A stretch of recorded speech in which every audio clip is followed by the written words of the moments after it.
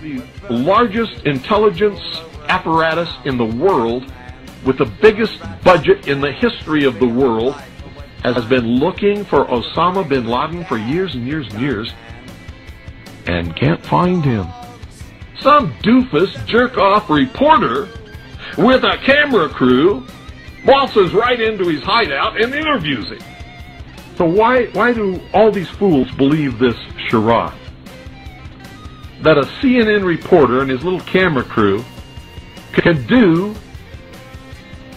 what all the money and all the assets and all the eavesdropping and all the intelligence and all the satellites and all the undercover operatives in the world can never do. It's because they're not trying, they don't want to. Osama bin Laden is their creation, and he is serving them well. I mean, is this some kind of incredible joke that people are so stupid they fall for this? And now we're being bombarded with messages that Osama bin Laden is planning to attack the United States of America and Israel. Let me tell you something. If he's an enemy of Israel and the Mossad can't find him, then this thing is the biggest joke that you ever heard of in your life. And I'm telling you, be prepared for a major attack. But it won't be Osama bin Laden. It will be those behind the New World Order who once again want to take the guns and the freedom away from the American people, because we're the only ones left in the world who can oppose the destruction of freedom in the world and then the implementation of a one-world totalitarian socialist government, and that is the goal. And whatever is going to happen that they're going to blame on Osama bin Laden, don't you even believe it. Another social illusion, social engineering project to change the minds and the attitudes and the beliefs of the people of the world, and especially the United States, to bring about one world socialist totalitarian government.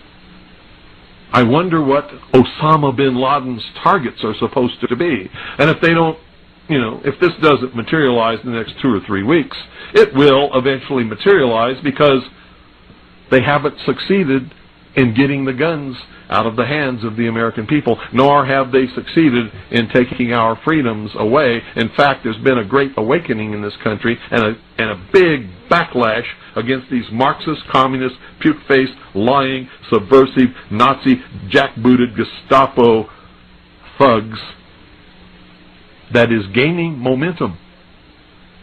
And so I can tell you with a certainty, they must do something terrible in order to stop this backlash and regain the sympathy of the mass herds of sheeple out there.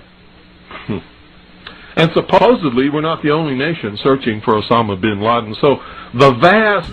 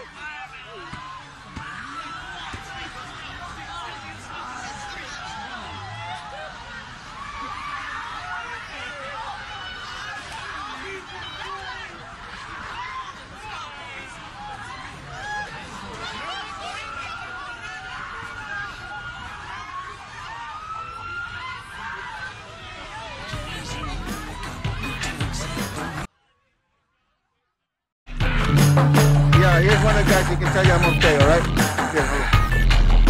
You want to call your mother or something?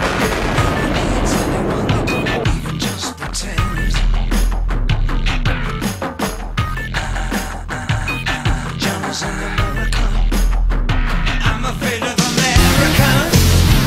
I'm afraid of the world. Hello? Anybody home? Or have you all just had just a total migration of your brain power? You know what I'm talking about out there. And you know me, folks. I only care about the truth, period. The truth.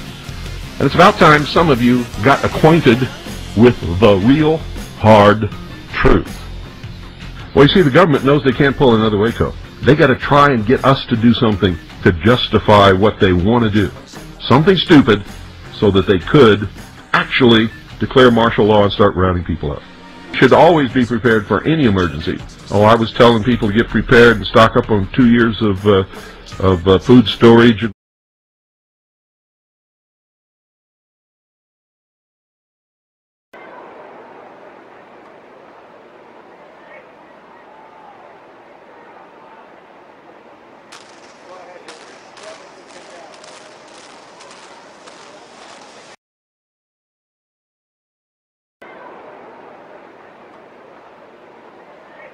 To restore constitutional Republican government, and they bring the military against us, the entire American population will support us. But if we fall into these traps, forget it, it's all over. Revolution, you never know what the outcome of a revolution will be. But a restoration, that's something different. We all know what the outcome is going to be. We know what the goal is, to restore constitutional Republican government, to do away with the excesses in government, to arrest those who have subverted this country and destroyed it, and hold them until they can be tried by a jury of their peers as the Constitution dictates, and find out if they're innocent or guilty. And if they're guilty, hang them. They're trying to instigate the American people to rise up against the government to justify changing. And you don't have to be a conspiracy theorist to wonder exactly what President George W. Bush knew about the attack, and when he knew it. According to the official White House version, it was at this moment in a Florida classroom that Bush learned the second plane had hit the World Trade Center and that the U.S. was under attack. But here's what George Bush himself said almost 3 months later when asked about September 11th. I was sitting outside the classroom waiting to go in, and I saw an airplane hit the tower of a TV. You know, the TV was obviously on, and I used to fly myself, and I said, well, there's one terrible pilot. And it said it must have been a horrible accident.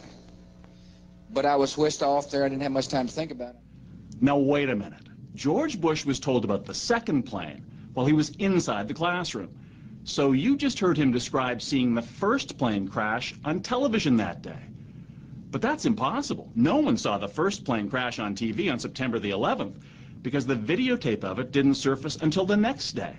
So how could George Bush have seen